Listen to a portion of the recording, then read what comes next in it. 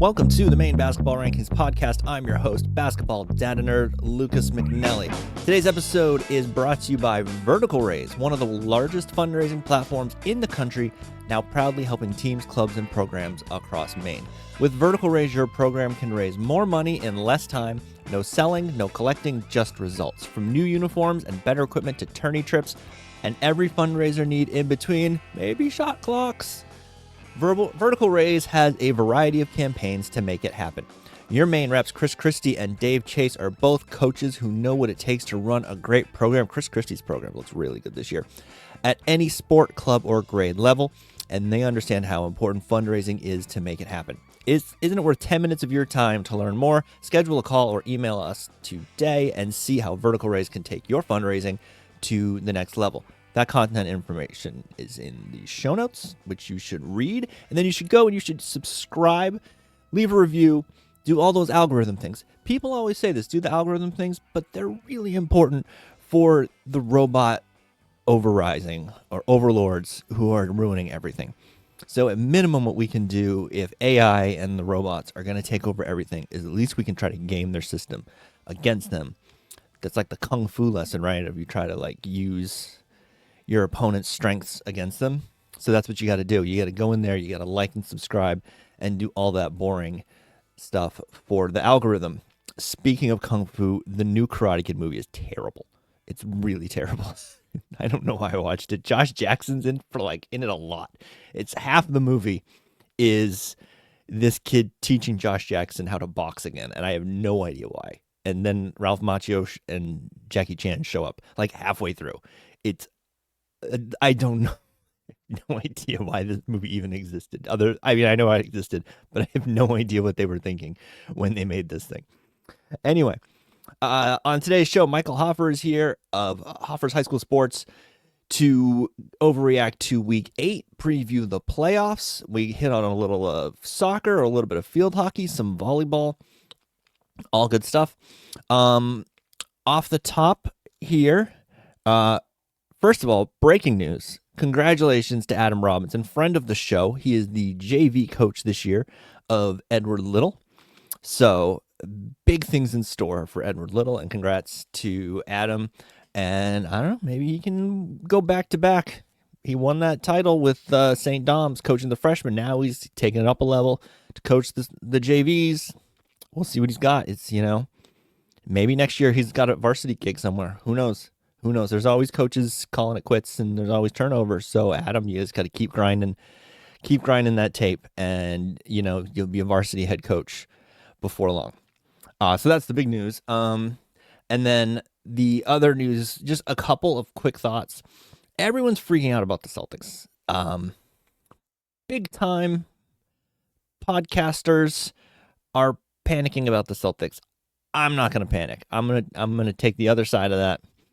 It is a weird team, and they're trying to figure out how to play without Tatum. Yes, they have no rebounding. That's pretty bad. I mean, they're winning right now. This could all get negated by what happens in the game today, and if they either win and everyone's fine, or if they lose and everybody freaks out again. They're playing the Pelicans. They're up 24-19 as of this recording. It's a weird team to watch. It's just there's weird combinations, and Ant Simons is trying to figure out how to play defense, and Peyton Pritchard's been in a slump, and a lot of that's going to fix itself because they have good coaches, and they've got Jalen and Derek White at the top, and it would really help to have Luke Cornett still, and I love Luke Cornett, and he looks awesome in San Antonio alongside Wemby. But I think the Celtics will be okay. I think they're going to be the 6 or the 7. Starting 0-3 is not ideal, depending on how tonight goes. But I think they'll be okay. And if they aren't okay, and, it's a gap year, is what it is. I mean, the best case scenario is they're like the 6, and Tatum comes back with a month and a half to go in the season, and then they're a really scary 6 seed that nobody wants to play. Maybe they probably wouldn't add anybody at the deadline because of the aprons and all that. But they could be interesting. Maybe they flip Ant Simons for a big. That would help. And then, Cooper, The first game was a little rocky. If you didn't watch that game, you missed one of the best basketball performances you'll ever see in your life from Wemby. Oh my goodness. Just otherworldly. And I don't know how you even respond to that in your first NBA game playing against that, because that was just next level performance by Wemby. But I said this in the newsletter. At every step along the way for Cooper, every new level, there's the first game where it looks a little rough, and we have to always remind people it's the first game. And then there's the haters, because haters gonna hate.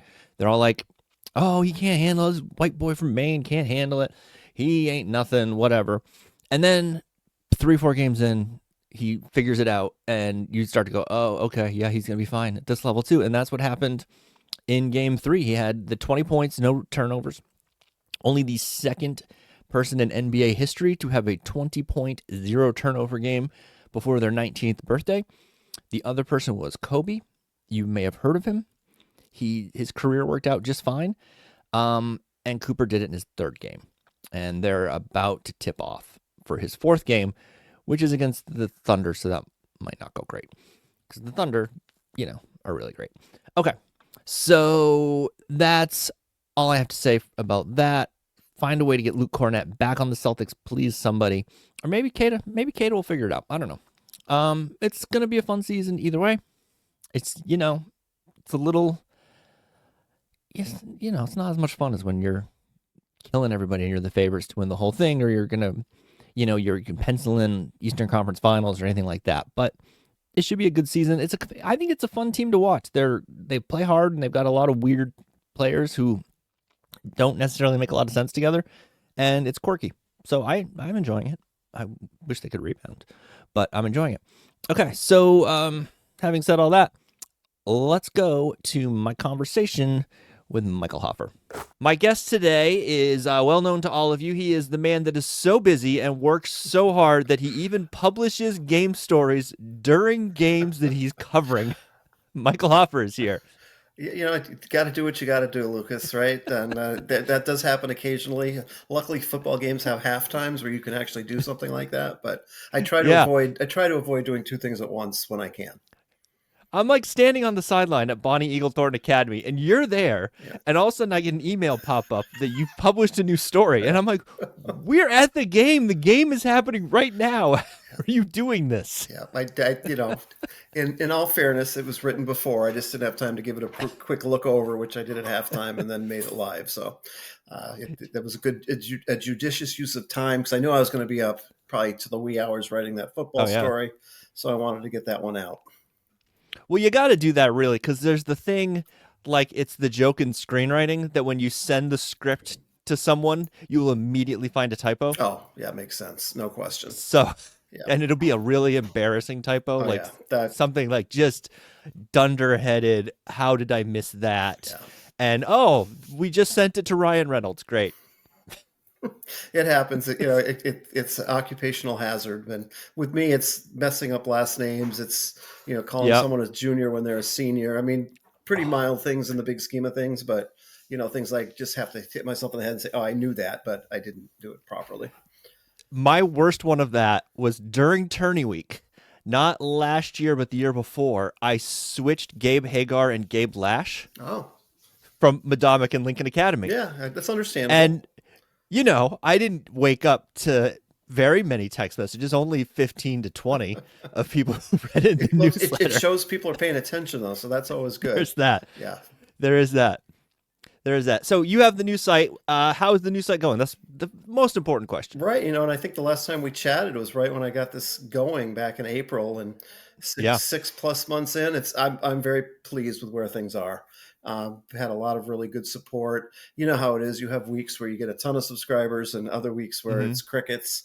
But especially the start of the fall season was terrific in regards to numbers. And I'm still, this is my sole occupation. I've been able to do this and make enough money to keep this going. And I'm really encouraged where things are so far. We haven't even gotten into basketball season yet, so I'm hoping that that'll be another boost come December. But so far so good. I love having the freedom to cover what I want when I want to cover it, the stories I want to pursue. It's been fantastic. All things considered, I'm very, very pleased. And it's got to be, first of all, encouraging the response that it Yeah. wasn't just people going, yeah, whatever. Right. But the ability to sort of like own your own thing and be your own boss and call all the shots, and that's got to be liberating after we won't mention how many years you were at a newspaper. Yeah, I mean, but even, to be fair, most of my years, even when I was working for others, it was more or less, doing what I wanted to do, and for the most Mm-hmm. part. So that part's great, and you start something like this, and people will say, "Oh, that's awesome. We'll support you." And then the question is, will they really when the time comes? And no question, there's been no shortage of people that I expected support from, and then a lot of other people I didn't even know existed. So it's been great, and in some ways I'm busier than I've ever been. I'm doing these daily features that I never really used to do before, like Athlete of the Week, Game of the Week, that kind of stuff. Podcast now, which is time consuming, but it's great because I've had a chance to talk to some terrific people, and that's really been a nice add-on, I think, to the site. But at the end of the day, I'm out at games every day. Fall. This is the first Monday night I've had free. I know we've talked about doing this earlier in the fall season. I tried to get you on in week one. Yeah, I mean, it's just most weeks I'm like, I've got a game. So that's going to change. I'll have free weeknights after next week for about a month, which will be great. And the weekends are still busy. But, from September, October, it's 8-10 games a week. And it's pretty much, most of the waking hours are spent doing this. I kind of dragged my feet on the podcast thing. I was sort of new for a while. I was like, I'm going to have to do a podcast. I just know I'm going to have to. But I found it's been really great to like get to know people. So true. In a way better than just like if I see you at a game, we're on the sidelines, we talk a little, but we're busy. Yeah. But you get to know people in a much like not deeper way, but it's a much more interesting way to get to know people. And like if I have coaches on here who I've never met and talk to them, and that's great. And then you see them at tournament games or whatever, it's like, oh yeah, great. Yeah. And it's, I don't know, I think it's been a very positive addition to at least everything I do. Yeah. No, and I'm assuming you're having the same thing. No, I would agree. And I mean, I've had several guests on. They're people I've known for, in some case decades, but I'm always learning more things about them that I didn't know before, or, going in greater detail than what I think I remember. And it's just fun because it's a more personal level. You're right. I mean, it's one thing that I'm interviewing someone after a game. It's, it's very much a professional reporter coach thing, doing the podcast. You still have that to some degree. But there's just time to go into way more depth, and I think it's a more comfortable setting for the subject. So they'll elaborate quite a bit more. Yeah, you have some time to get them to like sort of open up and relax. Right. And it's not just, you're interviewing a kid after the game. Yeah. They're like, they've got their talking points from their coach. Yeah. And they're like, we played hard. Yeah. Followed the game plan. Yeah. Get plenty all of that stuff. Yeah. So no, it's all good. It beats working for a living. That's been my go-to line for 25 years. And I still feel that way. Sure. Where can people find the podcast? Is it on everywhere you can podcast, or is it just through the site? It's through the site. So everything's at hoffershighschoolsports.com. All the game stories, all the features, podcasts, polls, everything's under one umbrella there. And it's pretty easy navigational bar. And if you go into the podcast, it'll list everything I've done. I think we're up to like 9 or 10 now. It's something I started in the fall. I hadn't done that in the spring, but that was kind of something new this fall, and had it every Thursday. And it's about time to start recording a new batch here as we head into the winter. So nice. Yeah, more or less used up the majority of my people, but it's been great. And like I say, it's been a lot of fun for sure. This is where you come up with gimmicks like this so you can cycle through the same people. Right. That's the trick. That's not the worst thing. I know. I guess as time goes on, that might happen. No question about it. Yeah. Yeah. All right. So let's start. Oh, we're going to overreact. Let's start with the game we both went to, which was the big game. Yep. Bonny Eagle and Thornton Academy. Not as close as a lot of people thought it would be. No, and I guess if you're going to overreact, I would say that no one's ever going to tackle Connor Ayub again. Or jeez, he was remarkable. And the funny thing is, I just happened to be at TA Saturday for a soccer game, and I got a chance to see him for a minute. So I told him, I'm surprised you got out of bed this morning. And I'm surprised you haven't been in the cold bath all day or the hot tub or whatever. And he actually seemed, when you're 17, 18 years old, you can recover from these things pretty quickly. And he seemed no worse for wear. And I think he loved having the ball that many times. And I know his teammate and his fans love that he had the ball that many times. And I think he's really established himself right now as the favorite for the Fitzpatrick Trophy. But TA with quite a statement. I mean, that's not an easy venue to go into. It was senior night for Bonny Eagle, packed house. Everyone was very fired up for this game. The Bonny Eagle team that had really surrendered very few points all season.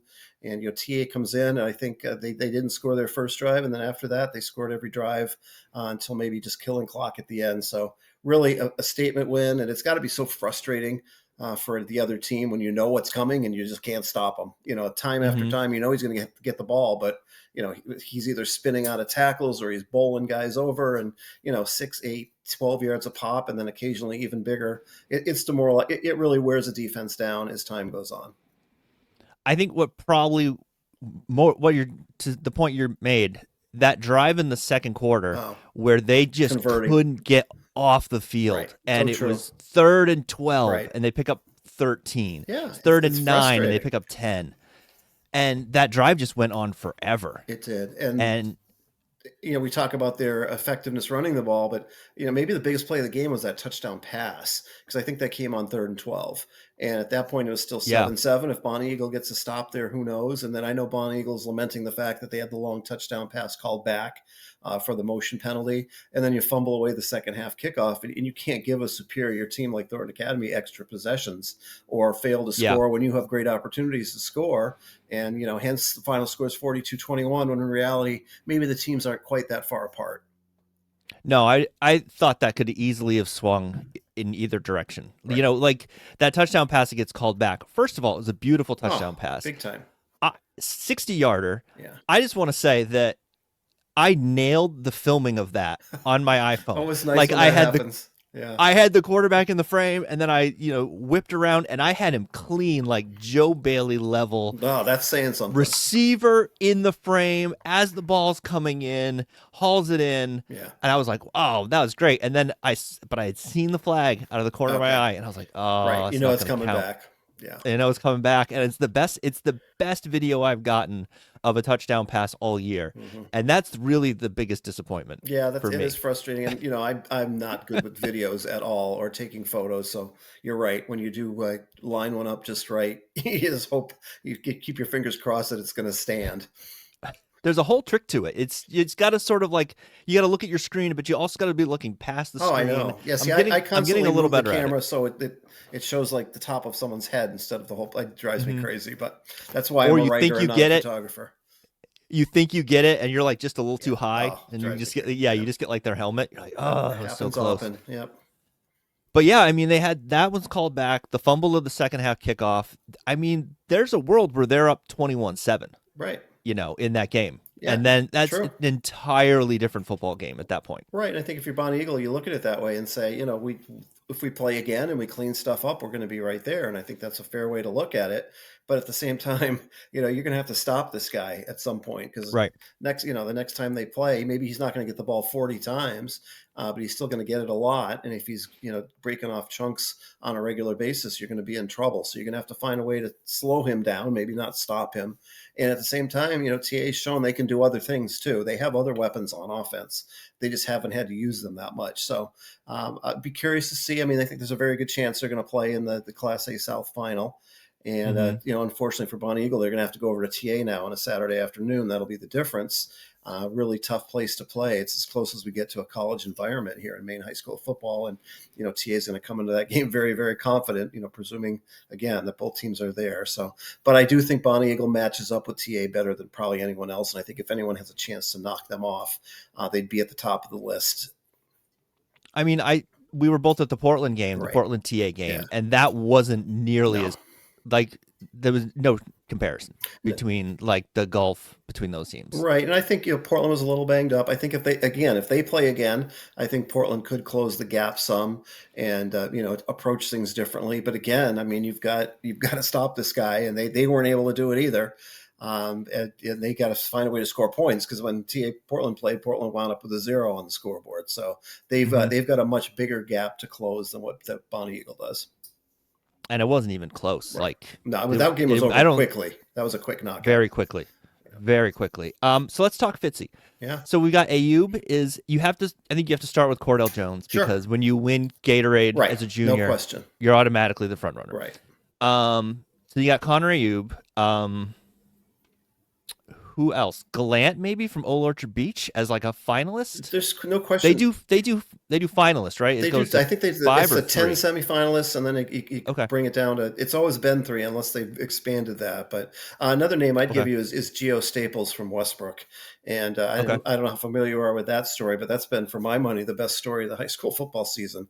Is this resurgence of the Westbrook program? They're 7-1. They're the 1 seed in Class B South. This is a team that won 2 games last year, and really for decades has just not been a factor at all. It's been a wonderful story. He's their quarterback. He can run. He can throw. So he's a big factor too. I wouldn't be surprised to see his name thrown into the hat before all is said and done. And then I would think you'd have to have Trey Walker from Falmouth. Yep. Parker Morin probably from Cony. Yeah. Who's just had an incredible year. I'd say Colin Moran from Bonny Eagle too. I know it didn't go well the other night, but he's had a really good career, really good season. So. He looked really good in that game. Right. If Parker Rennie had stayed healthy, he missed a few games for South Portland, including, I think, South Portland for a better part of a half played TA better than anybody in state all season. This is about 3-4 weeks ago on a Saturday afternoon. The teams were going back and forth, and then Parker Rennie suffered a shoulder injury, which at the time I thought was season-ending. As it turned out, it was just an AC joint. He just missed a couple games. And they're pegged to play in the semis, so I know South Portland would not be overly intimidated going down to TA. Beating them's a whole other story, but I think you look at teams that could maybe compete, that they're there too. So that's another name because he's really been very effective. He looks the part. Nice, big, tall, strong kid that can really fire the football around.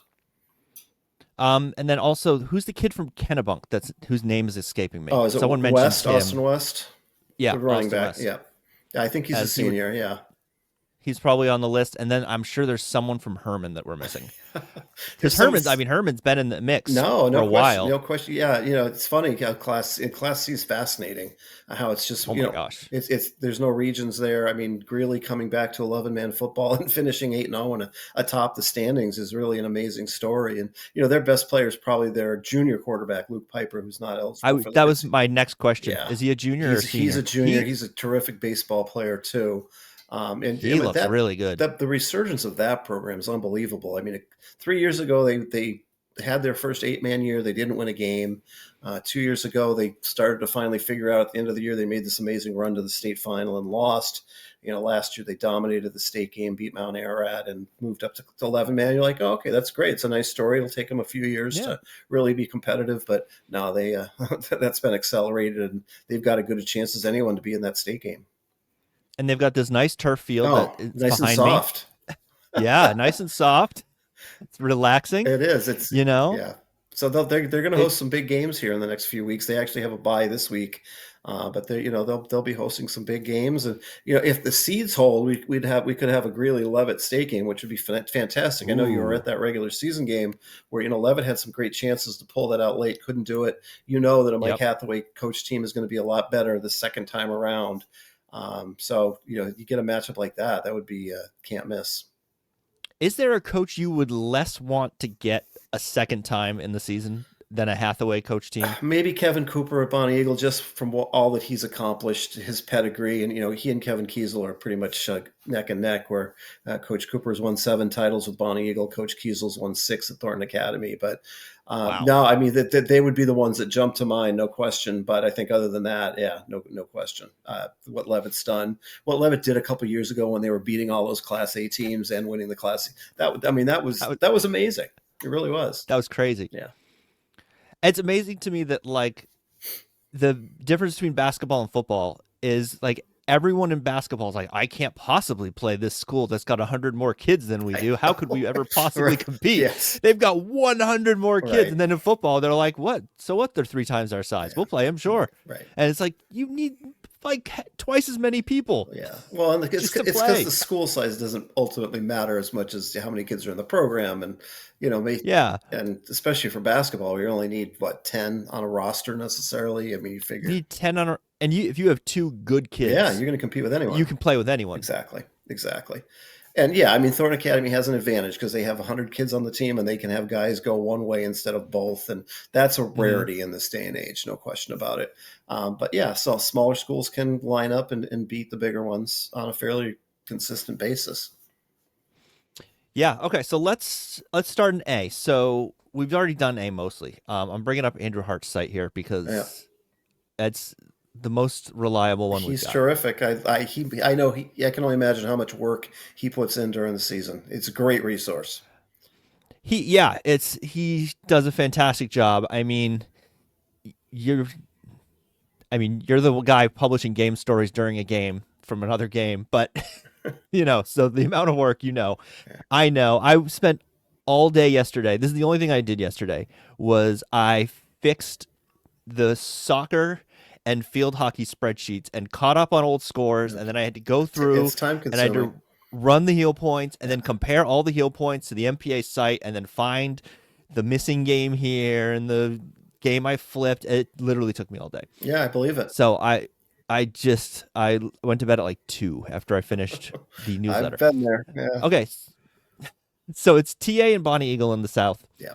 And then Noble in South Portland. So Right. it's top 4 get in. Yep. So we have our field now. So we don't have to really speculate. Yeah. Um, Even though there's still one more week of regular season games, it just nothing's going to change. Oh, right. Yeah. I always forget that. So here's a question: do these teams play crossovers? Right. The A schedule is not locked to A, right? They play outside of A. Yeah, because Oxford Hills played Cony. Yes, there are things like that. Handful of games. Then you got the couple teams that play the New Hampshire teams too. So there are external forces at work. I'm trying to think off the top of my head if TA or Bonny Eagles played outside of Class A, but it can happen. Yes, it's not like you're locked into playing just an SMA schedule.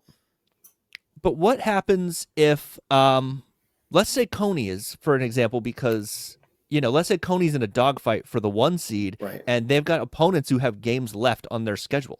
Are we just saying the hell with it and locking the crab trees at that point, I guess? Well, I think every other class has finished their regular season, so there would be no. Right. There would, I think that's why we can more or less look at this. I think in the north, though, there's still room for some movement, isn't there? Between Deering, Oxford Hills, I think it's possible that maybe. Oh yeah, Deering and Oxford Hills are pretty close to each other. So, but you know what I'm saying? It's like yeah, we're locking the playoff seeds, but there's still games left on the schedule. Right. That could change retroactively. Yeah. So I guess we just say, well, it is what it is. It is, and it's very strange. Hopefully, it'll stay with what we're talking about. Otherwise, this is all going to be a moot point. Okay, so we're gonna have the same issue with basketball with the under 100s. Yes, starting a week early, so that'll be fun. Oh yeah, that's a problem for another time. I know it's coming, but it's a problem for another time. That's a February problem. It is, and it'll be here before you know it. In the South, can Noble give Bonny Eagle a game? Yes, they actually, prior to last week, the Bonny Eagles' closest game was Noble. They did win that 18-0. And, this isn't Noble of the last couple of years with Jameer Rose, let's be fair. But What's impressed me is that Noble's still remained a very competitive program, 7-1 with a 1 loss. I mean, they do play at TA Thursday night. There's a very good chance they're going to wind up 7-2. But I don't know if a lot of people expected them to come back and remain at a level where they're talking about semifinals, regional final. It's really been a great resurgence there, and it's not just a one-man show. I think basketball might be a little bit more that way. I hope I'm wrong. But they're losing 2 people exactly. So, but football, Noble football has remained a factor, and if anyone's going to crash that TA Bonny Eagle party, they probably have a better shot than South Portland. Okay, and then over in the north, we've got Portland. Looks like they've got that locked up. Yeah, my understanding is that's done. Yep.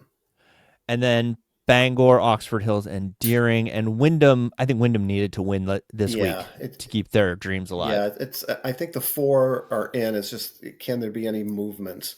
And no one's going to want to go to Bangor, right? So, right. And yeah. And I think, Deering Portland would be fun in theory, but you look at the regular season meeting, it wasn't close. Cordell Jones ran wild in that one. and that was actually at Deering. So the rematch would be at Fitzy in the semis. And surprisingly, there's not a whole lot of playoff history between those schools. There's a lot of November history with Thanksgiving Day, but there's only been a few games, like back in the early 2000s. I think there was one in 2014, but there hasn't, and in the last several years, they've been in different regions, different classes anyway. But, anytime you get Portland Deering, it would make for a fun playoff matchup, no question. Was Deering in B last year? Deering was in B. They got to the B South final and lost to Kennebunk. That was the best season they'd had in over a decade. And so they've moved up and they've remained competitive. And really, other than they lost early to Bangor, they lost to Portland. But as the season's gone on, they've been very competitive. Joey Foley's had a great season. There's another name. He's a senior. He does a lot of things for Deering. He might be in consideration too because he's effective both ways. Let me ask you a follow-up Fitzy question. Okay. Why does the Fitzy take 3 months to come out? That's a great question. I don't think it needs to. Yeah, I don't know that it needs to go till the weekend of the AFC NFC championship games. No question about it. But they like to drag out the drama. And it's always been that way that I can remember. But I don't. It doesn't take that. We're not accumulating votes by Pony Express at this point. It's because they do basketball. They do Mr. Basketball during the season, right? During the tournament, you get the names of 10, you get it down to 3 or 5, and then the next weekend is the banquet, and that's that. So I don't know. I guess the names of 10 should be after the season is after the tournament's over. Yes, I agree. That's insane. I totally agree with that, and then you can still get it done relatively quickly. But I don't know. I just think that's how they've always done it, and that banquet's always middle to the latter part of January, and that's when the big reveal is. It always every year it confuses me. I'm like, wait, we didn't do that already? Right. Yeah, because it kind of gets lost in the shuffle once you get into the other sports and NFL playoffs and college football playoffs. It's like, we still got this high school award to give out, but it is a big deal when it happens. All right, so let's move on to B. Yeah. I think the story of Class B, other than Westbrook's resurgence, which you hit on, is Cony. Yeah, what a great story. Yeah. 401 points scored to 83 allowed. I feel like that's good. Yeah.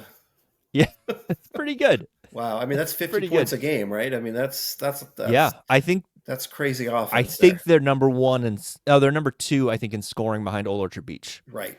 And it's a different game. But Old Orchard Beach. No, and we knew coming in they were going to be a powerhouse, right? I think the question was, how is Freiburg Academy going to compete moving down from being the Class C champion? And, Cony certainly showed that there's a lot of separation between those two teams when they played here, a month or so ago. So, Cony's got to feel really good about their chances and good luck going in there and beating them.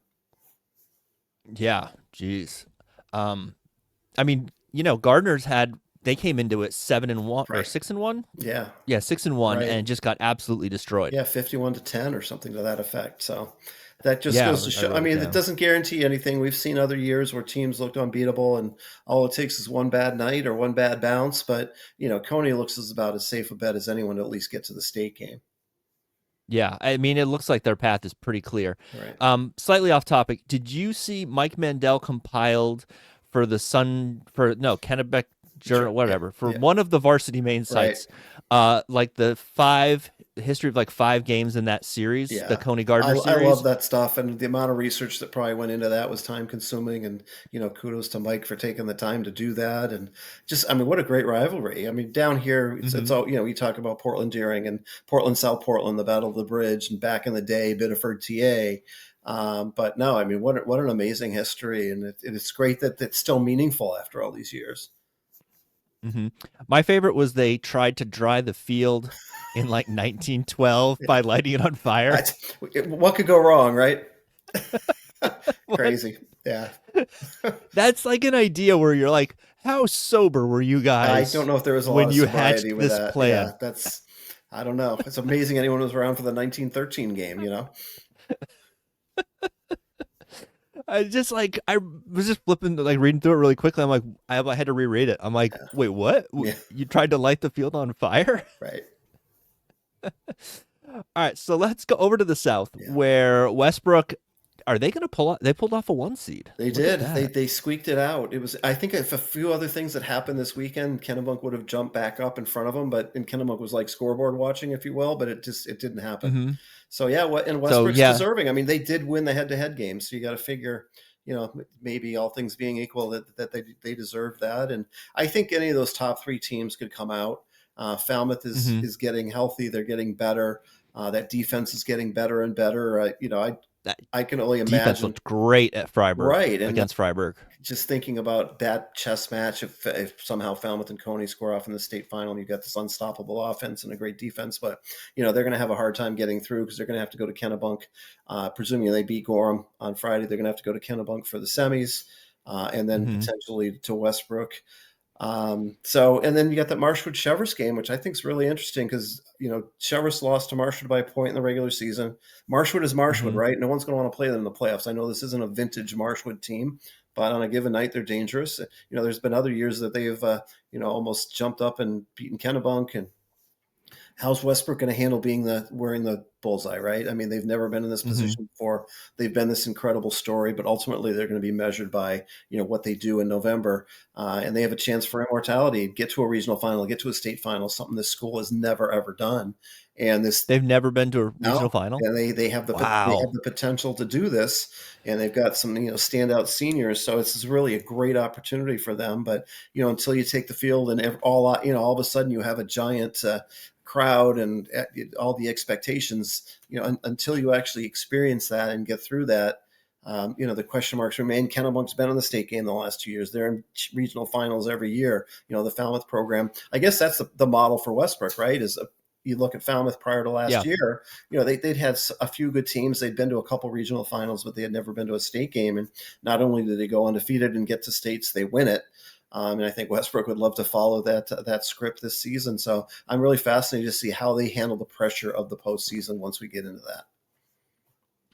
That's a never-ending fascination, really, is when you see a team that hasn't been there before, right. Noble basketball recently, and things like that. Is like, how are they going to respond in the big moments with the big crowds under the spotlight? And then one of the Noble crowd, I remember in the tournament, not last year but the year before, their first year there, right? Their crowd was going crazy, and one of their coaches said to me, he goes, "Hey, you can't act like you've been there before if you haven't been there before." It's true. And I was like, well, that's fair. Yeah. And that's the one wild card of all this, right? And, are you going to come out nervous? Is the more poised team going to come out and go up 14-0 in the blink of an eye? And then it's a whole different game. So it'll be interesting to see, because Kennebunk and Falmouth have that experience. Marshwood has the coaching experience. They haven't been in the big games for the last couple of years. And Cheverus has some veteran coaches too, who've been in a lot of big games. So it's a great region. It's been fun to watch all year. All these teams that have really been close. Some of the best games this whole season have been in Class B South. I remember covering the Cheverus Kennebunk overtime game earlier this year that looked like Cheverus was going to win, and then Kennebunk came back and stole it by a point. So really, on a given night, and even last week, Gorham took Westbrook down to the wire in a 12-10 game that no one saw coming. So I wouldn't be so quick to write off Gorham.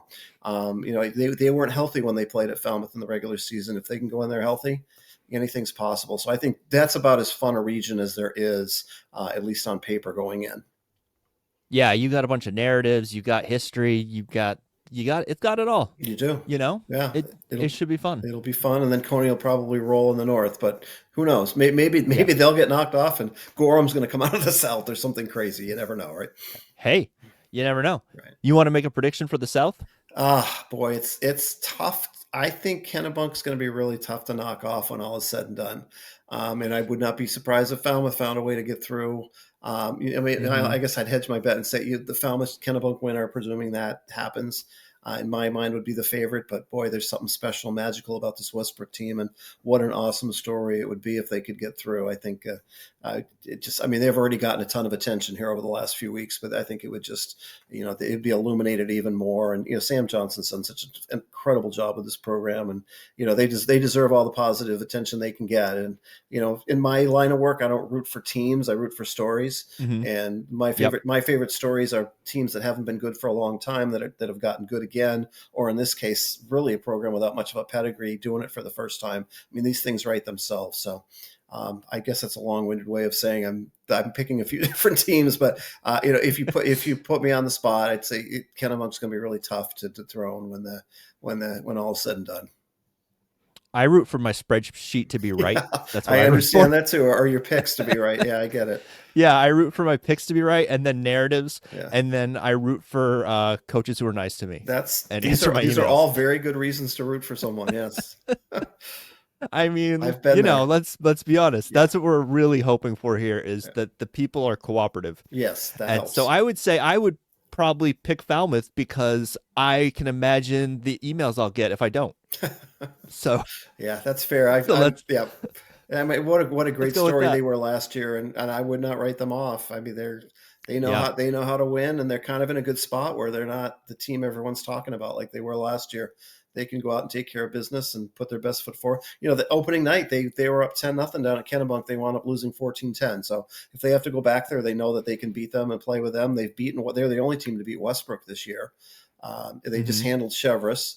And they beat Marshwood, or they lost to Marshwood in a down to the wire game here a few weeks ago. So there's no one in this field that would scare the defending champs. Yeah, and they blew out. I mean, the last 2 weeks they blew out Freiburg and they blew out Chevrolet. Yeah, so very impressive. I think gave up 3 points total. You want to peak going in, and that they seem to be doing that. Maybe they're getting healthy. I think they have a lot of injuries though. They do, and they're not going to get everyone back. But even getting Abram Winterstein back last week was huge.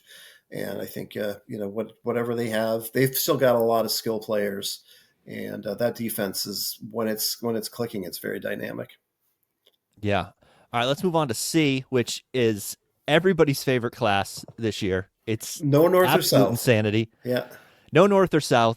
13 teams in one region. Yeah. 10 get in. Very deep. 10 are in. Yeah. So York got the final one. They did. They were actually already in. Going into their game on Saturday because the Madomic coaches had me running scenarios. Okay. They're like, yeah. They're like, who could we end up playing if we win, if we lose, blah, blah, blah. Mm-hmm. And it just came down to them when I ran it. I'm like, you're going to be 7th or 8th and you're going to play Old Town or York. Right. In one of those two things. That's how it's going to work out. Yep.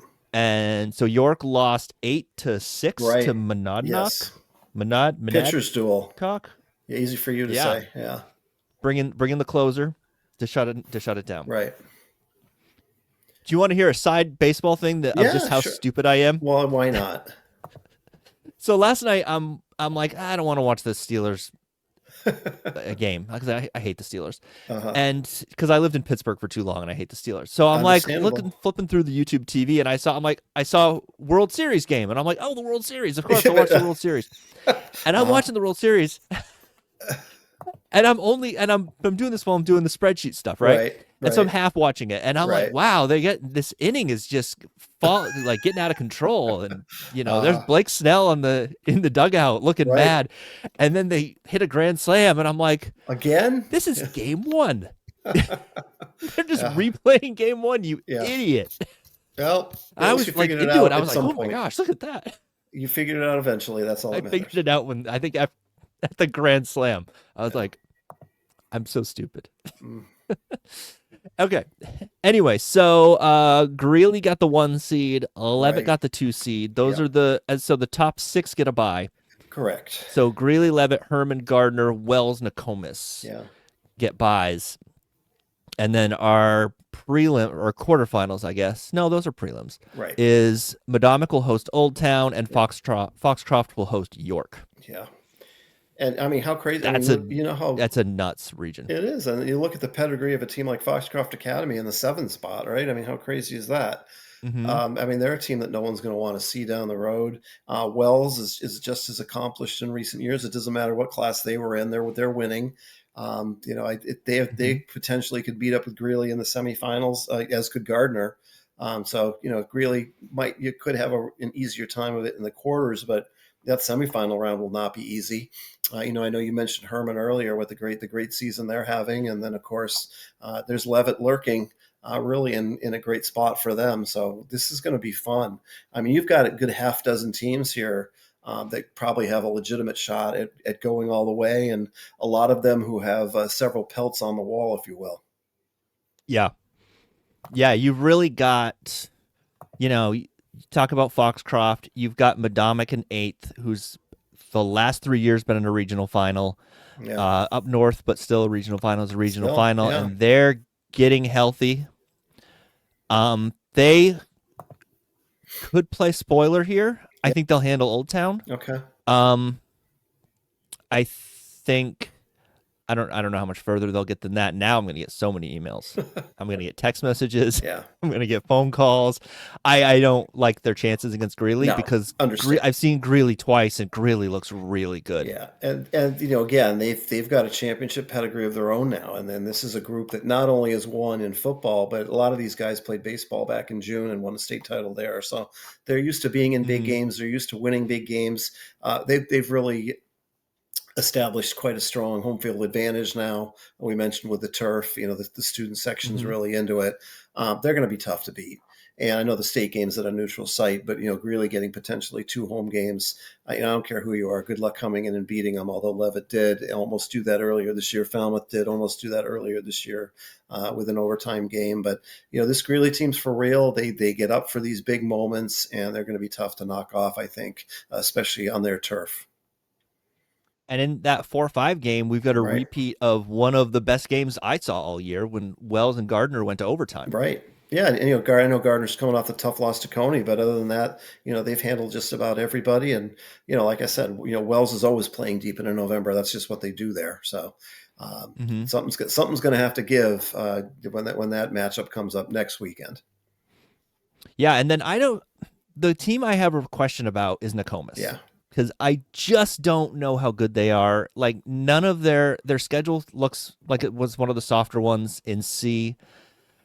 And then I know they beat Madomic last week, but Madomic lost one of their best offensive linemen before the game, and they're hopeful he'll be back for the playoffs. Right. So I just don't have a read on how good Nokomis is. Well, I don't know. Have you seen them? No, but I know on September 27th, Greeley, coming off the wins over Levitt and Falmouth, went up there, and they had to rally late to win 20-14. So I guess it wouldn't be smart to sleep on them because they are dangerous, and I know that was maybe Greeley's closest call, at least on the road this year. Okay, so they could, that's Never a maybe know. Spoiler. Did they play Herman this year? Because that's who they would get in that first round. I'll bring it up here. Yeah. There's too many teams to remember all this stuff. I didn't even know where Nokomis was until a certain guy played basketball there for a year before moving to Florida. No, I'm kidding. They could be a problem. They did lose at Herman 27-20. All right, so it was competitive in game. week 7. So that could be an interesting 3-6. I think so. They maybe can make some noise. I think so. I just realized that Dexter's next to Nokomis. I didn't know that until I drove to Dexter for the T-Mobile thing. And there it was, yeah. Yeah, and then I'm like, look at that. Look where I am. It's like, where's the Cooper Flag statue? Guys, it's not up yet. I know, it should be. You would think. It should be. I saw a sign that said, under the town, town sign, it said home of Cooper Flag, but I didn't see a statue. Right. Well, I didn't see any big banners. Well, he's got to accomplish something. I mean, let's get real.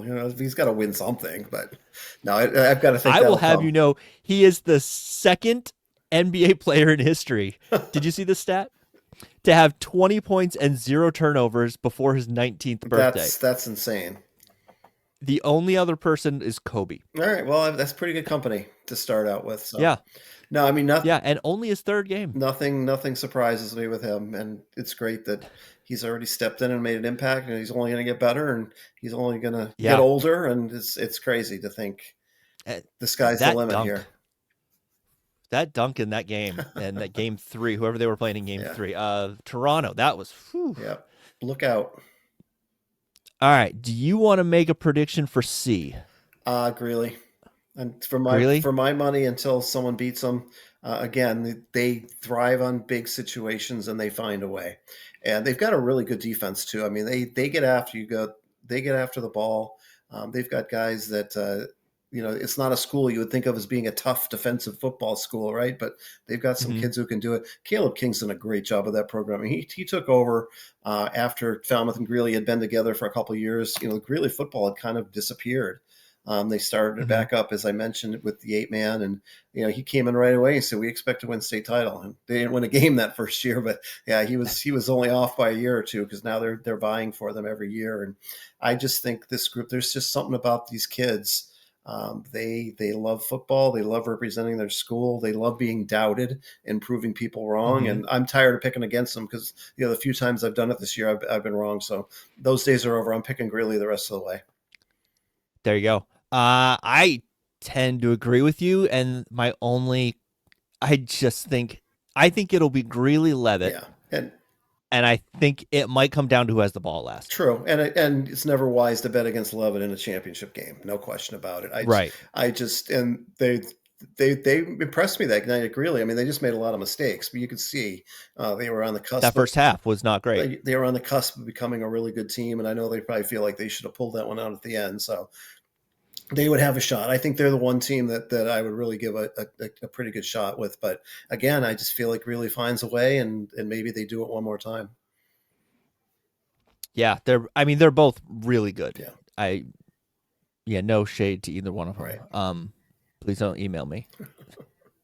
All right, let's go to D. This D looks like to be the least interesting class. Yeah, I don't. And again, to me, I have Freeport in my coverage area, but beyond that, I really don't know much about Winthrop. Obviously, with their record, looks like they're clearly the favorite there in the South. But now that you say that, we might have some surprising, interesting games. But I think D was John Bapps almost lost, right? And I think prior to this year, Class D was statewide, like C is this year. So now they've gone back to regions there. Yeah, I mean, John Bapps, Winslow, I mean, those records are very impressive. And I think, Winthrop's probably the prohibitive favorite in the South.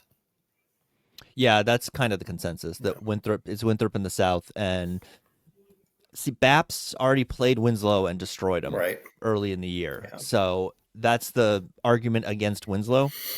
But I mean, 393 points to 97 allowed is not nothing. No, it's I mean, it speaks to dominance, and that it should continue. Yeah, they've got a great program there. All right, I think we're gonna have Bapps and Winthrop in the state game. Let's pencil them in right now. Put them in your bracket. All right. Moving on. 8-man large. Yeah. This one looks fun. It does look fun, and there's been a lot of fluctuation here over the last couple of weeks. It looked for a while like Yarmouth was going to get a home game, and it turns out they don't, and now they've got to go to Mount Ararat. That's their only loss. You go way back to week 1, Yarmouth lost to Ararat, and then they haven't lost since. So, we talk about how Westbrook's been such a great story this year. For my money, the return to prominence of Yarmouth has been a really good story too, because they won 2 games last year. And in recent years, they've been a championship caliber team, but here they are right back at the top again. But for them to get through, it's not going to be easy, because they're going to have to go on the road, somehow solve Mount Ararat, and then there's a decent chance they might have to go up to Spruce Mountain and win that game too. Although Lake Region's been really competitive, so that's not a sure thing. But really a fascinating region. I mean, you can make a case for any of these 4 teams. Yeah, I've heard early that Lake was really good, and I think they stumbled. They're later. They're 4-4, but I think those were close games. Right. I know Yarmouth handled them fairly easy. I mean, you look at their losses: Yarmouth, Mount Ararat, Old Orchard, Camden Hills. So no shame in those results. But Camden handed Mount Ararat their only loss too, and Spruce Mountain's only losses to Yarmouth. So these teams have kind of beaten each other. And who's going to be playing their best? I might even check out that Yarmouth Ararat game Friday night. I'm still trying to figure out exactly what I'm going to do, but that's a possibility, because it's really a terrific matchup for a regional semifinal. Yeah, I mean, Lake Region almost beat Old Orchard Beach, right? Which, I mean, that's got to get your attention. That should definitely get your attention. And in the North, you've got Camden pretty much running away with this thing. Their one loss is a game where they sat everybody. Right. Because against GNG. And then you got MDI, Holton, and Waterville. Yeah. And I saw Holton at the Dexter game, which is maybe not the best place to evaluate an opponent, because, I mean, try to walk into that atmosphere and try to play a football game must have been weird. Yeah, I'm sure. But Dexter handled them very easily. Right. Yeah. So I would assume Camden. I think they look like a prohibitive out of this north. There. I think it's the South is much less clear cut. Yeah. But I like what Yarmouth's doing, and they've won 7 in a row. Iggy McGrath has just done an incredible job at quarterback. And this was a few weeks ago, but he had like 29 touchdowns and 1 interception at one point this year. So I mean, they can get it Jeez. done through the air, on the ground. They've gotten better defensively. They gave up a lot of points earlier in the season, but they really got better as time went on. And again, I mean, the seniors on this team won a state title as freshmen and got to the semis as sophomores. It was just last year that was a really rough year. So they'll be there. Mount Ararat was in the state final last year. I mean, they were no match for Greeley, but they played in that game. So you've got teams that know how to win this time of year, and I that's why I think that matchup's really going to be compelling. What's crazy is those top 3 teams all scored at least 325 points this year. And I know it's 8-man, but still, that's a lot of points. Points are, I mean, points are easier to get at that level, but they've all got really dynamic offenses, and it's going to come down to, all right, who can get a key defensive stop, who can force a turnover. That'll ultimately determine who the best team in that region is. Yeah.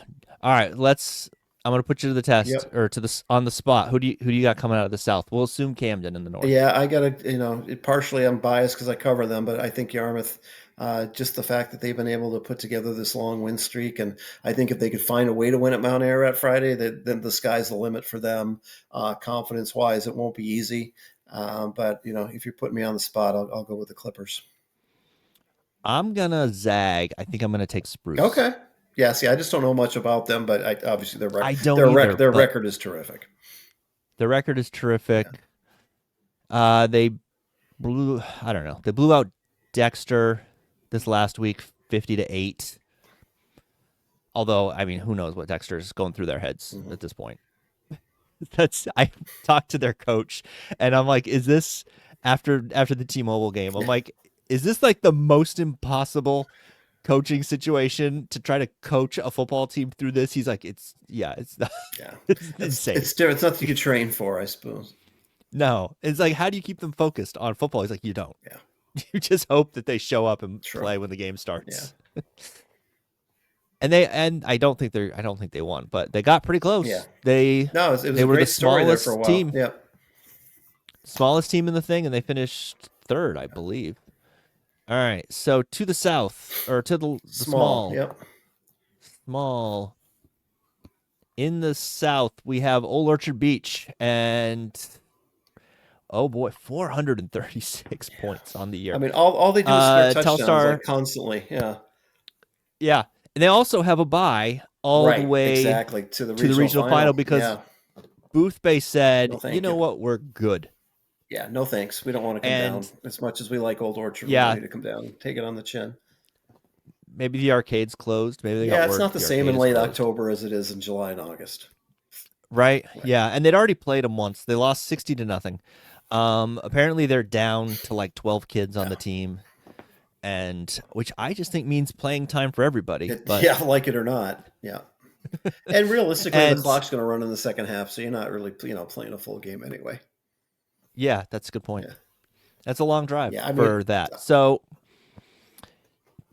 can Telstar give OOB a game? I guess is the question here. Yeah, I know Old Orchard beat them during the regular season. I don't know what the margin was, but I've pulling it up now. Old Orchard with their prolific offense, the fact that they've won so much in recent years.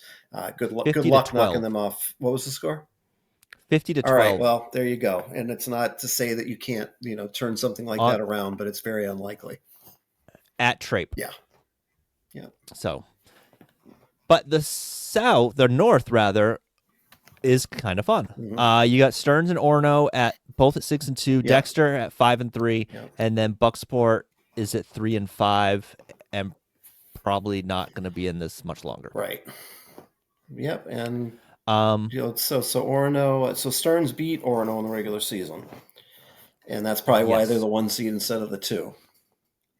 I believe so. Yeah, I'm bringing it up now. Let's see. Stearns beat Orono 60-22 in week 2. All right. So I mean, they lost to Old Orchard, and how close was that game? Old Orchard. That was close at halftime. It was, okay. I was going to say, I mean, that's potentially a state game that's a lot of fun, probably with a lot of points. Mm-hmm. Yeah. I mean, it was 34-20 when they played earlier this year, which seems low that's scoring respectable for that. Yeah. Yeah. And then, let me bring up the right window here. So then in the what is this, a semifinal? Yeah, it's a semi. Yeah, it's a semifinal. There's only 4. Is Orono Dexter. Mm-hmm. I believe they played earlier this year. They did, yeah. Orono won, yeah. 46-40. Okay, so there could be a shootout. Was flip a coin. It could be a shootout. Yeah. 46-40. That game was played on Dexter's terrible field. Okay. And the field it's bad, but I've seen worse. Yeah. It's the press box is really bad. I had to go up a ladder just to go talk to Mark from Eastern Maine Sports, and it was a sketchy ladder. Disqualifies the press box for me. I don't do ladders at my age if I don't. You don't do ladders. I don't like heights. I'm the same way. A thing with heights. Yeah, I'm good. I stay down on the sidelines. It's all set. I'll ride in my car if I have to. Okay, so I mean that's a good semifinal right there. Orono it certainly Dexter sounds like it could be. So that'd be in Orono, and then the winner gets Stearns. Yep. And I had it up. So Stearns beat Orono, like we said, and they beat Dexter 58-22. Mm-hmm. So the math says this is probably Stearns and Old Orchard Beach in the state game. Exactly. And until someone knocks them off, I'm on the Old Orchard Beach train. Not the literal one that goes through town, but you know what I mean. I do know what you mean. My mother grew up there, so we go there every summer. Yeah. I'm familiar with the train track. I've never been to a game, but I tried to get to one this year, but it just didn't work out. It's one of those things, where it's like, do I want to go to the game an hour and a half away? Right.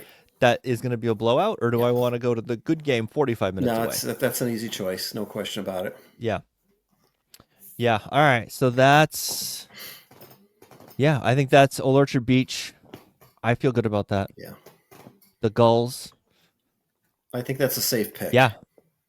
It is a safe pick. Stearns, they proved they can hang with them for at least a half, which is saying a lot. And they love another shot, and maybe they get it. They would love another shot. Yeah.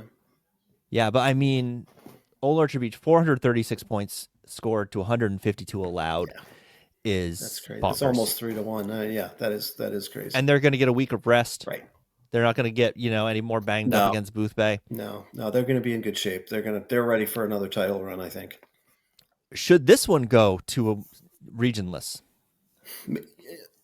I actually kind of like the regionless in a lot of cases, and I think I like it a lot. When there's not that many teams to begin with, I think it's the way to go. One of the things I really like about volleyball is, even though they've gone to 4 classes, it's statewide. It makes for some interesting road trips and matchups, but let's face it, if you try to split it up by region, it's not going to be very equitable generally. Right. So I got into volleyball this year because Madame has a program and my niece is on it. Yeah. Shout out to Brooke. And they played really well. Uh-huh. What's the polite way to say they ran into the Peter Webb All-Stars in the tournament? So they have those in every sport. They have those in every sport. Yeah. And and they have all winter to be upset about it and get better for next year. Hopefully. But I mean, they went to the quarterfinals and should have won in their first years in the sport, which is awesome. Right. And it's a lot of fun to watch. It's a great sport, and it's grown so much. I mean, it wasn't that long ago it was 1 class. Actually, when I first started, there were hardly any teams in this part of the state that even had volleyball, which is crazy to think about. I think Yarmouth, Gorham. I mean, it was crazy. And then Greeley started a program and became a powerhouse, and now it's everywhere. And it's such an easy sport to have, and it's relatively inexpensive. The gym's available in the fall. It's just, but the noise level, the energy, the passion around it is great. And I'm looking forward to some big matches this week as the state match is Saturday, USM for classes A and B this coming Saturday. So you got the quote unquote divisional finals, which I think, don't even get me started on that nonsense. It's the state semifinals. Gorham, Cheverus, Scarborough, TA, and then the winners of those 2 matches will meet in the state finals on Saturday for Class A. B is probably going to be York and Washington Academy, who might be the 2 best teams in the state, regardless of class. So that's all going to be coming to an end by the end of this week. We're going to crown our first team champions outside of golf. It's wild that Washington Academy, way up there, has like the best team in the state. Yeah, and they've they've had a program for a long time, but they weren't at the level of these top schools down here. Now they are. They won states a year ago, but York's terrific. I saw them beat TA earlier this year. I think a lot of people feel like they might be the best team regardless of class. They lost a close match to Gorham. That's the only match they've lost all year. No shame in that because Gorham's a 2-time defending A champ. So no, volleyball is awesome. I can't wait to see what this week brings because there's going to be a lot of excitement. And this is just anecdotally, but I was talking to someone in the real world about volleyball, and they're like, "Oh, so if you have like the one girl who can like serve overhand, you're gonna beat everyone." I'm like, no. Some of these girls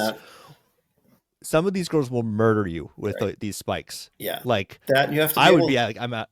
You got to get them the ball too, and you got to be able to stop the ball coming over the court over the net to begin with. So no, a lot of these girls play outside of school and year long, or year round, and they're just it's played at a really high level. It's not only have more and more schools gotten it, but the quality of play has just gone up and up and up.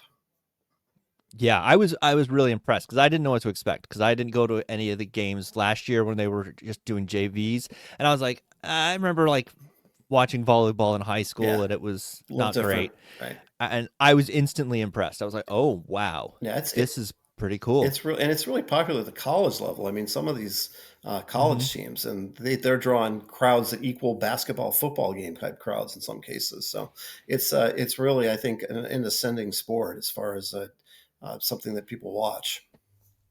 Yeah. Real quick, who do you like in soccer and field hockey? So field hockey is going to be interesting. I still think Chevrolet is the team to beat in Class A, certainly down here, although Biddeford is one team that I think could beat them. And, if they meet in the regional final, I think anything goes. Biddeford tied Chevrolet early this year. And the second meeting, Chevrolet won by a goal. So that's going to be a lot of fun if that's how it shakes out. Yarmouth and Freeport are on a collision course yet again in Class B. And 2 years ago, Freeport won the championship. Last year, Yarmouth knocked them off and lost in the state game. And this year, Yarmouth's beaten Freeport twice. So and they are right next to each other. They are right next to each other. And if we get a 4 and 5, and I honestly think, if you lose twice in the regular season, you have the advantage going into that playoff matchup, right? It's hard to beat a good team 3 times. And we'll see if that's actually how it shakes out. But that's going to be a lot of fun to watch here over the next couple weeks too. Soccer, Falmouth Scarborough, it's the same story, boys and girls in Class A South. They're the 1-2 seeds in both. Falmouth is actually the site of the regional final, which gives the number 2 seeds in both cases a home game. So it'll be interesting to see how that goes. And, Class B, I think it's going to come down to Yarmouth and Greeley on the boys' side. And then the Cape girls have been as good as anyone in any sport. They're going to be really tough to knock off on the girls' side there. Okay. And then real quick, scale of 1 to 10, how excited are you about Drake May? 10.5. It's 1,010. No, it's been great. This season has exceeded my wildest dreams. I think we all thought he was going to be good and hoped he would be very good, but it's just crazy to think how things have changed. Let's not forget they were 1-2 and they had 5 turnovers against the Steelers, and everyone's like, "Oh my God, this team is going to be awful again." And they haven't lost since. And no, it's great. And I mean, the sky's the limit with him. It's kind of like with you talking about Cooper. I mean, he's 23 years old. He doesn't even have like big time weapons around him yet. And I think Vrabel's been terrific. I think Stefan Diggs has been terrific for this team as a leader. It's great. It's so much fun. I don't know how, if they're an elite team, I don't think they're that good. I think they might get exposed against some of the top teams when all is said and done. But at this point, there's a yellow brick road into the playoffs. Hopefully they follow it. Oh yeah. And keep this up because it's been a lot of fun to watch wins again after some rough years where they found new and interesting and ridiculous ways to lose.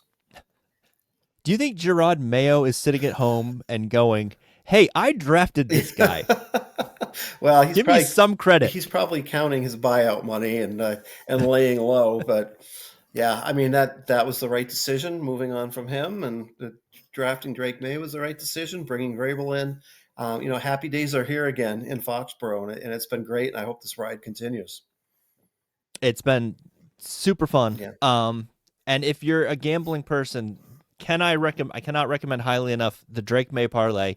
240 yards passing, 2 touchdowns, 40 yards rushing. He hits it like every other game. It pays like 8-1. All right, good. Well, you found something. You're onto something there. It's like the early days, of the Derek White block shot bet, where that was just easy money. Yeah, well, that'll go away soon. The word will be out, but no, it's great that so far that's worked out. It's going great. Okay, so Michael Hoffer, thanks as always. Maine High School, what's it? Hoffer's High School. Yes. That's all right. Yes. It's Monday. Hoffer'sHighSchoolSports.com is the site. Yes, subscribe. He will write more stories than you ever thought possible for a human being to write. He's writing them during the games he's covering. Yep. And then he's recording podcasts in his spare time. Got to do what you got to do. You got to do what you got to do. I've seen him on the sidelines. He's writing notes, and then he's taking pictures, and he's shooting video, and he needs like a crew. You need like a whole crew. I could use just the photography video stuff would be enormous to have. But for now, I'm making it do myself. So, you do what you have to. You could like strap a GoPro to your head. Like that might be next. Like a skier. Yeah, you might see me in the spring with that. Who knows? And then you could just strap your iPhone to your head, and then you get one of those like shutter things you can press that will start it. Yeah. And then there you go. That might work. Okay. All right. I'll see you on the sideline. Okay, that's the show. Thanks again to Michael Hoffer. It's Hoffer's High School Sports. It's in a fantastic resource. You'll get like 3 emails a day where he's published some story, and each of those stories is longer than anything you've written in the last 5 years, probably. And I don't know how he does it. I don't know when he sleeps. It's really impressive. But thanks again to Hoffer for coming on the show. Thanks to Vertical Rays for sponsoring the show. Helps pay for, you see, I got newish lights. They're not great lights, but they're newer, and it looks better, which is, that's all you can ask for. This has been a production of MaineBasketballRankings.com, your source for the most comprehensive coverage of Maine high school basketball from Ashland to York and everywhere in between. This podcast is available wherever you listen to podcasts and a bunch of places you don't. If you enjoy this, please leave a nice review because it really does help out with the algorithms. Tell your friends, tell your enemies. Thanks for listening.